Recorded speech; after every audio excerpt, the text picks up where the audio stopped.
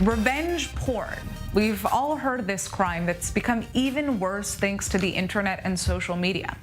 Criminals shame and extort victims, most of whom are women, by distributing intimate and revealing pictures of them online that have either been stolen or were shared in private conversations.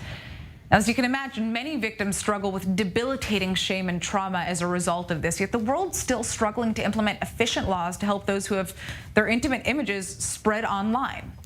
Well, now tech companies are taking matters into their own hands. The popular dating app Bumble has announced that it's become the first to implement the non-consensual intimate image prevention tool, Stop NCII, a platform that enables users to prevent their personal photos from being shared across the internet without their consent. And joining us now is Zara Ward. She's a senior practitioner at the Revenge Porn Helpline. So to begin, give us some stats on revenge porn cases. Have we seen a rise in the amount of cases in the past couple of years? And has your hotline received more calls? We have seen a rise in cases over the last couple of years.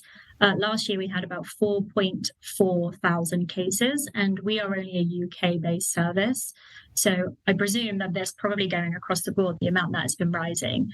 And as we know, when the pandemic hit, that kind of did have an impact onto our caseload. But as things are kind of opening up and becoming this like new normal, we are noticing that people are ringing us more, actually engaging in the phone line more. We've seen a huge rise in this year alone. And I think it's just because people want to hear a voice, hear a compassionate person over the other end of the phone, because this is such a invasive crime to happen to somebody. Right. So what is the Stop NCII platform and how does it work? So Stop NCII is the first of its kind. It's a world first. It uses on-device hashing technology. So anybody who's had their intimate images threatened, or they feel like they want to prevent their private sexual images from being shared, they can create a hash, which is similar to like a barcode of an image or a video. And that hash is actually created on your device. So it could be created on your laptop, on your phone, wherever those images are based. So the hash is processed on your device, and then the hash is the thing that is sent to the platform. So it kind of looks like a string of letters and numbers.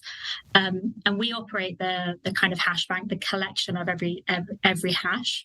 And you can't kind of backtrack them. You can't look at a hash and know what the image is.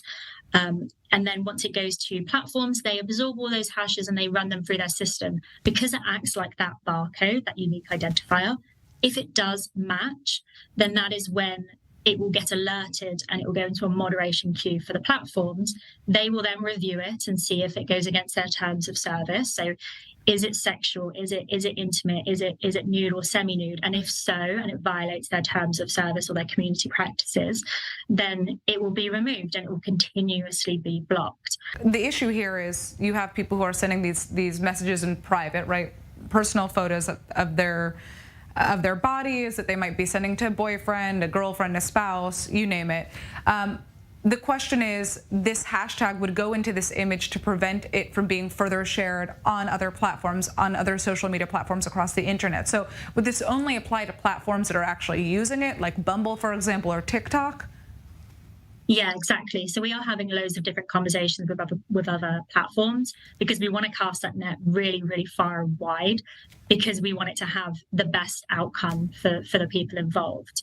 Because most of the time, having those intimate images being shared, it isn't the most horrendous experience. We hear all the time the kind of impact that this has. Mm-hmm. And we know that there's a limited number. I think we have 4 platforms now. We really want to expand that out. We are having so many conversations with different platforms, small, big platforms, whomever hosts those any kind of image-based content, really, allowing them to absorb those hashes so it can kind of spread as far as possible. And when you've created those hashes, you've created those cases, they've gone to the platform. If we adopt other platforms in the future, it will continue to be put on them as well. So the hashes will continue to be detected even on new platforms as they come in. So obviously this is a very different way of combating the issue, because some organizations would just say, don't take these photos in the first place and then you won't have this issue. This is saying, okay, this is probably going to happen, so here's the technology that could help you protect yourself if you're going to do it anyhow. But how many people has this platform helped so far, and how many tech companies have now adopted it? So we've had 14,000 cases, which I think equates. I think the numbers was about 50,000 hashes in the last year, and we have 4 platforms at the moment. So we have Facebook, Instagram, Bumble, and TikTok. And as I said, we're having loads of conversations with more.